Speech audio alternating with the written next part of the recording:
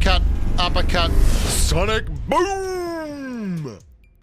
G'day guys, I'm Bushka, and today we're going to be talking about 3 things you can do with a sniper rifle that will help you beat people using full auto sprays. I know a lot of people have this problem. The game's meta is really based around full autoing a DP, an M4, or a SCAR these days. We're going to beat that, and I'm going to tell you how I do it constantly.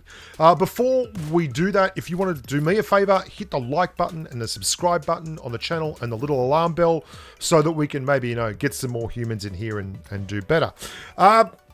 This is the standard thing I come up against all the time because I love sniping. And anyone who's watched all the sniper highlight videos I've put out there would probably know that I just love hitting stupidly fun sniper shots, like out of cars, on the move, jumping off top of things, all that kind of stuff. And it's good fun, but there are real fundamentals that will help you when you're fighting people. And I'm not just talking about hitting hard shots and aiming. I'm talking about fundamental things that you can do which might not seem obvious, but will actually let you win more engagements as a sniper. Aiming harder is not really a thing. Like, you aim as hard as you can, well, aim 10% harder. No, what we're talking about is... Okay, I'll give you the first one, which is kind of nuts. If you stay boosted all the time, you'll win more sniper engagements. This sounds crackers, but let me show you something.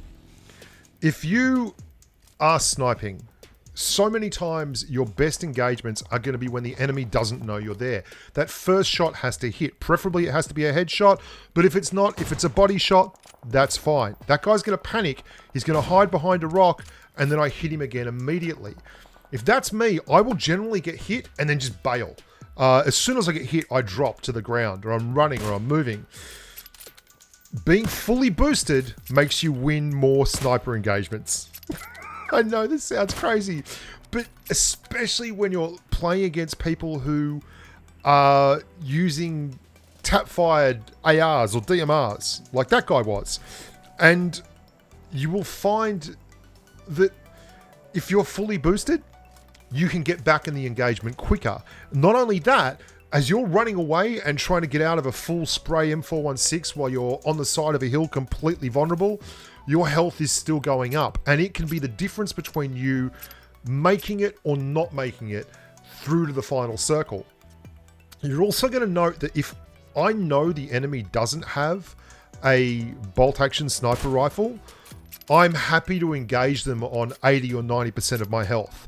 If I know that the enemy has a bolt action sniper rifle, then I won't engage them until I have enough health to actually take a hit on my vest, or if I've got a level 3 helmet, in my helmet. So staying fully boosted at all times is super, super important. And it ties in a lot with the next thing I'm going to show you, which is when you are sniping versus a full spray auto weapon in close quarters. Now, as we progress, you're going to see that I'm boosted again. So I've already boosted again after I looted the guys that I killed just there, and in comes another amigo. Now he's going to try and spray me. I've got an AWM. Watch when I fire, and you'll note in all my sniping, I fire, I peek, I fire, and then I duck away immediately. Watch this. Now look at my health. He hit me once, and this is the real key. You want to turn it into an engagement where if you're sniping versus someone spraying, you only take one single round back and you give one round. And if you're trading a weapon that does 70 to 80 damage a shot with a weapon that does 40 damage a shot, then you're going to win an awful lot of those trades. Let me show you a little bit more of a Livic game where this is really clearly evident, and I'm sniping against someone who is actually a pretty good full auto sprayer. There's a squad out there that I am fighting. This is the same squad as the guy in the initial engagement that I sprayed with the DP28. Now look how they're trying to spray me. And you'll hear the shots come in, and I am not... Bang, that's a hit, and he's hit me once. But I don't have to worry too much about the health because neither of those guys have bolt action sniper rifles. Do you see how quickly I shoot and peek, shoot and peek? Unfortunately, my teammate is not doing the same thing. He has a full auto spray, and he is going to stay in the window. And this is exactly why sniper rifles can do so well against people who are full auto spraying. If you are spraying with an M416 or a DP28 or a SCAR-L, then you have to spend time on target to clear the target. It takes 4 or 5 shots from an M416, unless you're just hitting headshots, to actually clear full level 3 armor. And these guys are going to push this while we're talking. And this gives me an opportunity to actually have a chat to you about this. Snapping out really, really quickly like that, getting up, getting down, ducking, moving, and making it a 1-for-1 engagement will get you a lot of knocks without taking a lot of risk. If you take too long, that's a mistake. It doesn't matter if you miss it by a small amount. Taking longer to aim is actually far more dangerous than it is to just take 2 or 3 snapshots. You can take 2 or 3 snapshots, and the odds of you getting hit in the head enough to actually die versus a full auto spray weapon are super slim. But if you take 1 long shot and there's 2 people from a squad, they could both hit 2 shots on you in that time, and that means you can get knocked very, very quickly. You're going to note too that nearly all these guys are running M4s or DPs as their spray weapons, as their secondary weapons. And that's because they're very, very good at certain kinds of spraying, but they're not great at making trades like that. Like just where it's 1v1, bang, bang, bang, bang. That's where the sniper rifle is actually king. Finally, number 3. Have a look at the locations I'm in for all of these clips. I've got hard cover and I'm high. Okay, location, location, location. This is just like real estate. Positionally, you want to be above the target in a location where you've got a great field of view, and if possible, have soft cover as well. What's soft cover, you say? Well, this is soft cover. That guy out there can't see me.